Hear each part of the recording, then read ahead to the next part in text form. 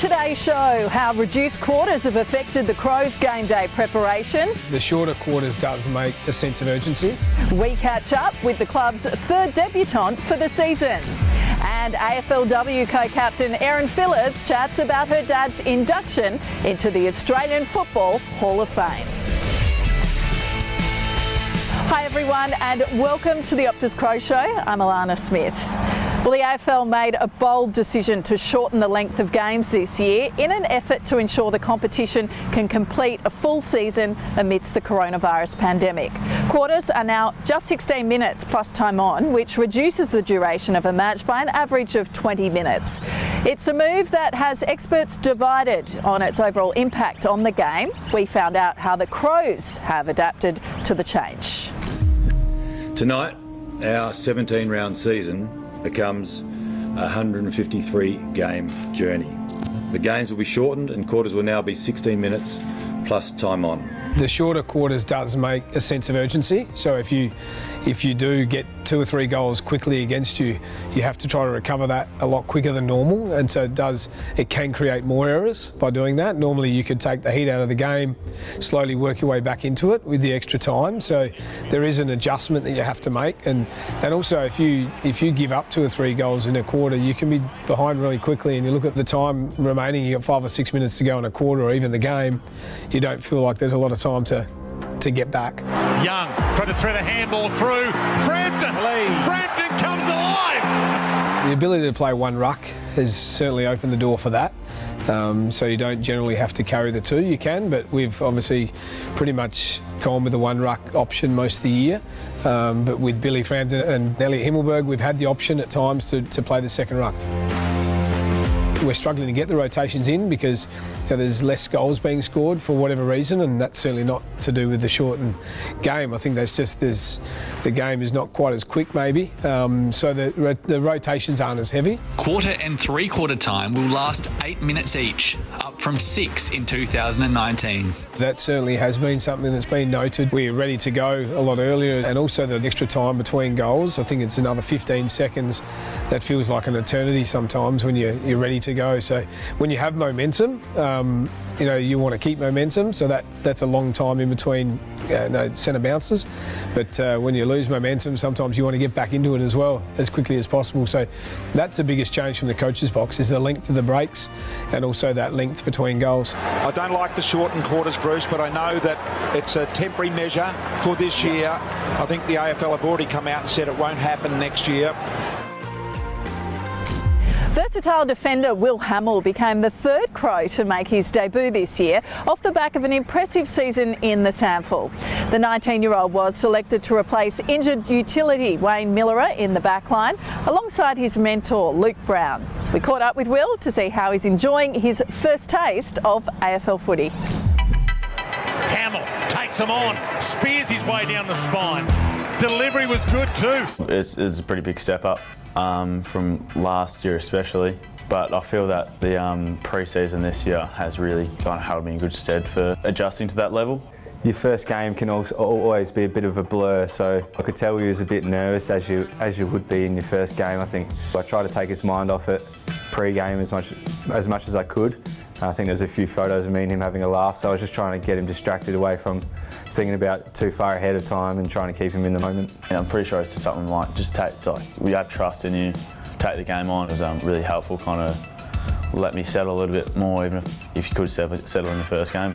Hamill. And he's looked like he's got what it takes. Will Hamill in game 1. I knew I was pretty close to that round 1 team, so I thought, I just got to keep kind of chipping away at it here. I'm actually going to ask Brownie to come forward. Will, I'm going to get you to come up with Brownie while he talks about it, mate. I totally wasn't expecting it that night. It was a really cool experience, especially with the family up on the big screen as well. We'd love to be there with you right now, seeing this, but just watching you get a Guernsey for an AFL club is a dream come true for all of us. For me, it was just complete happiness. I was just stoked to be getting a game. And to have Brownie present with my Guernsey was really cool. Yeah, it was a really cool moment. Mate, what you brought to this club is infectious. Your passion, your energy. Most of the time gym session, everyone's going to get about 10 high fives every gym session. To get the honour to present someone with the Guernsey, I've always seen guys do it and thought, wow, that's awesome to do, and to have that opportunity was a thrill for me, especially for a kid like Will, who I've really tried to take him under my wing and teach him as much as I can. Trying to do a lot of 1v1s against him after training to get him up to speed, trying to teach him as much as possible. I feel we have a good relationship, as in he can give me those tips on the field and in training, and I can take those on and then improve them on my game. Being able to play AFL in his second year is a great achievement, and it shouldn't be underestimated how hard he actually has worked on it. Far from complete game, so I just need to keep working on that, and I've got great mentors and coaches around me to help me do that. So yeah. Plenty more to come on the show, and after the break we're taking you back to the year the Crows claimed their first minor premiership. The Crows have come to Subi and done what no other team has done for a long time, and that's take away the premiership points. The Crows, the best team in the competition.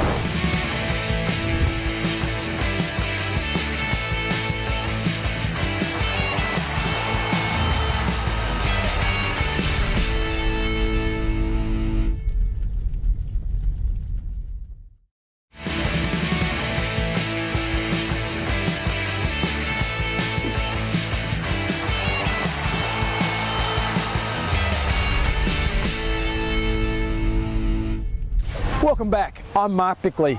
The Crows have won 2 minor premierships in their 30-year history.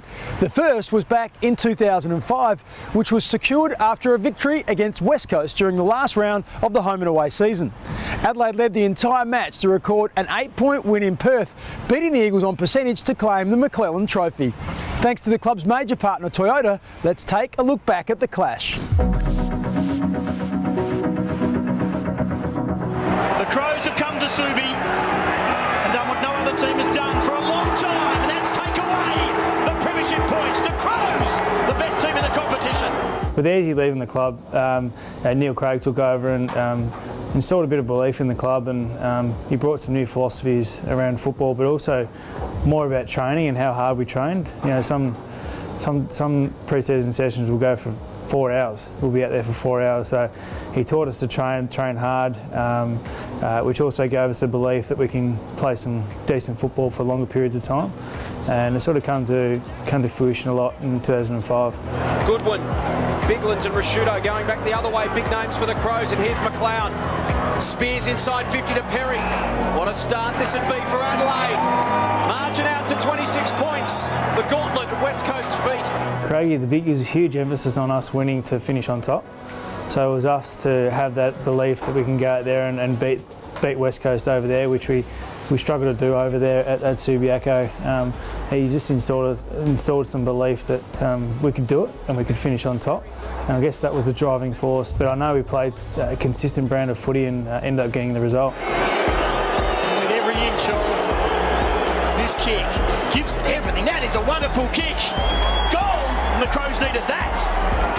It's like any tough tussle with a top team. There's ebbs and flows in the game, and you have to take your moments and cherish your moments when you can. And that was my time. I took a mark. I think I took a mark just outside 50, and went back and kicked it through the big sticks. And you know, that's just a moment in time. You could look at all different moments throughout that game, and good and bad, and how it affected us to win the game. But yeah, you just got to go back and cherish those moments as much as possible. Just before half-time came the biggest moment of the game. The Adelaide skipper reported for this hit on Adam Selwood. He's going into the book. He's been reported. He was happy for the boys, but at the same time, it's that deep down feeling of frustration and unknown, especially after the game, if he's going to be playing the week after in a final. And Perry gives it everything. He likes it.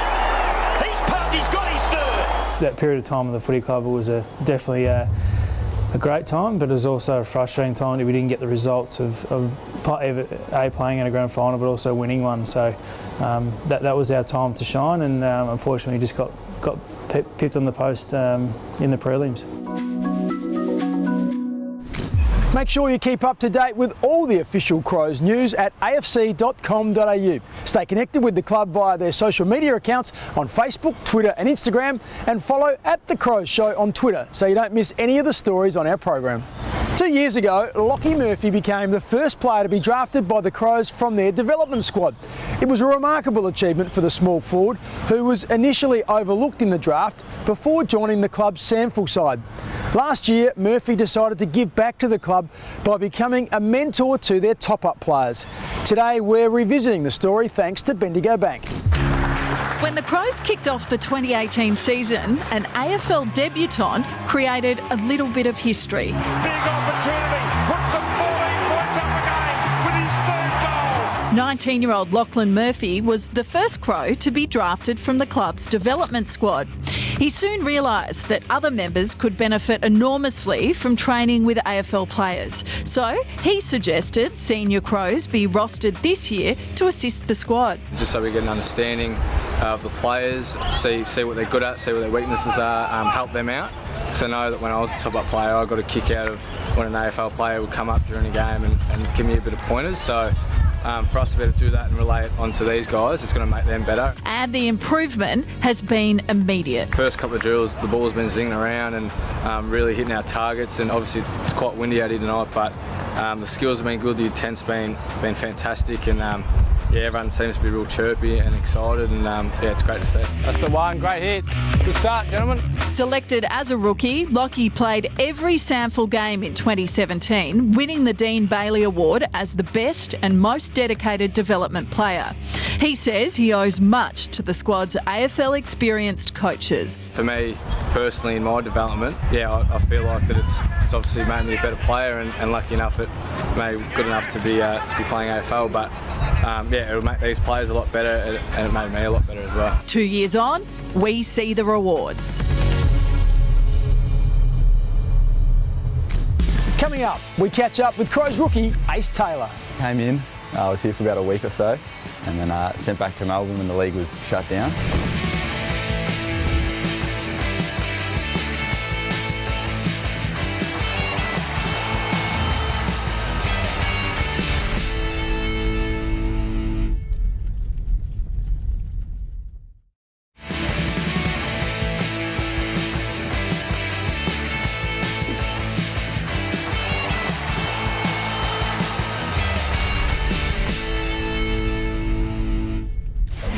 Rookie Ace Taylor has had an interrupted introduction to AFL football. The speedy utility joined the club back in March from North Melbourne's VFL side, but Taylor was only able to spend 2 weeks at West Lakes before returning to Victoria during the AFL shutdown period. With the season back up and running, we caught up with the 19-year-old to see how he's settling in at the club.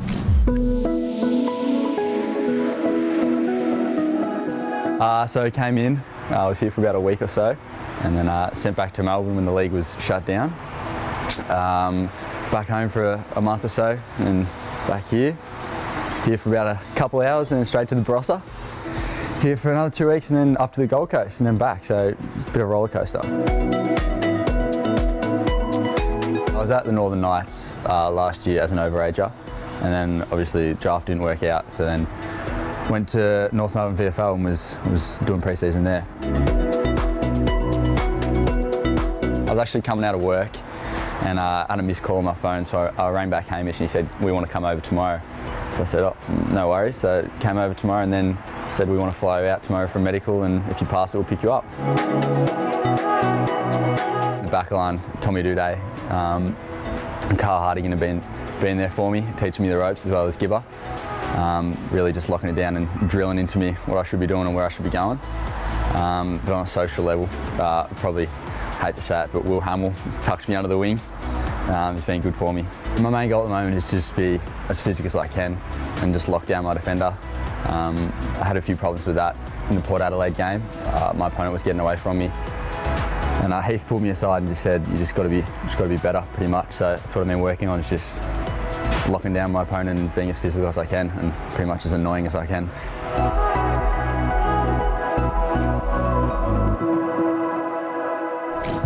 The Crows enjoyed training at West Lakes this week following their short stay in the Gold Coast hub. Thanks to Flight Centre, let's fly around social media to see how the players celebrated the return home to their families.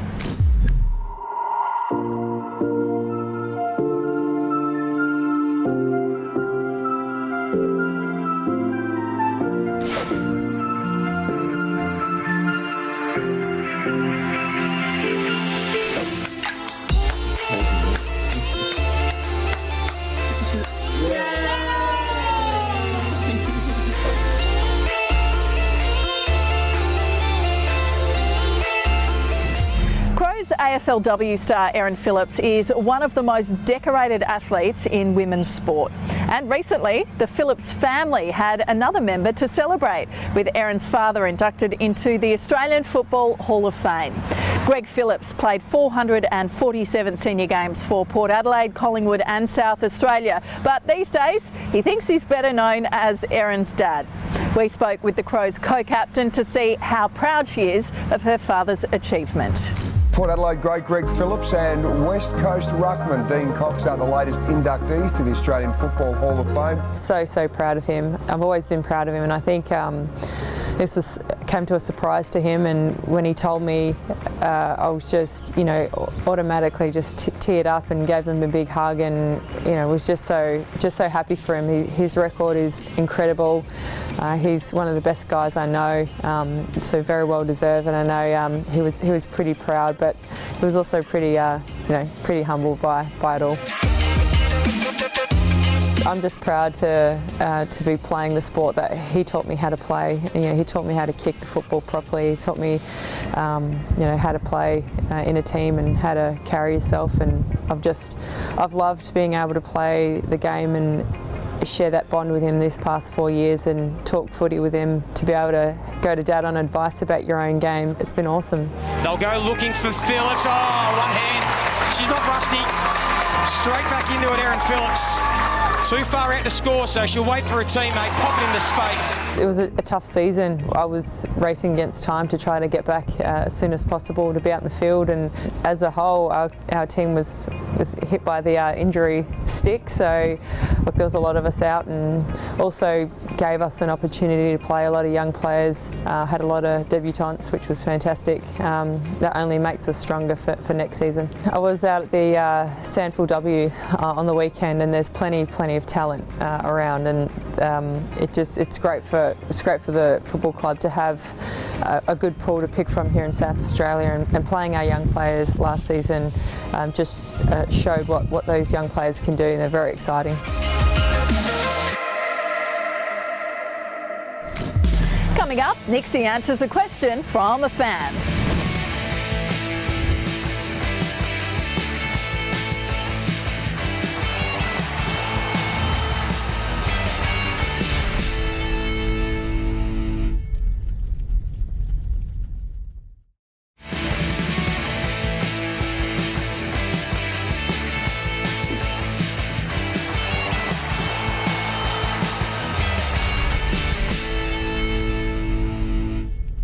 It's hard to believe footy's been back for over a month now. Thanks to Optus, we've scrolled through social media to find out how fans are enjoying the return of their favourite sport.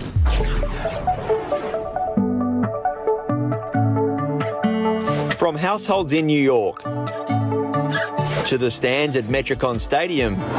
15 points down, got to fire up Adelaide, come on. Fans were keen to showcase their support for the Crows against the Dockers. And how's this for a doppelganger? Footy fanatic Deb used her knitting talents to create figurines of Adelaide greats Mark Rasciuto and Taylor Walker. Each week on the Optus Crows Show, senior coach Matthew Nix answers a question from a fan thanks to Thomas Farms. This week's question is from Darren, who wants to know what's being done at training to improve the toughness of the playing group.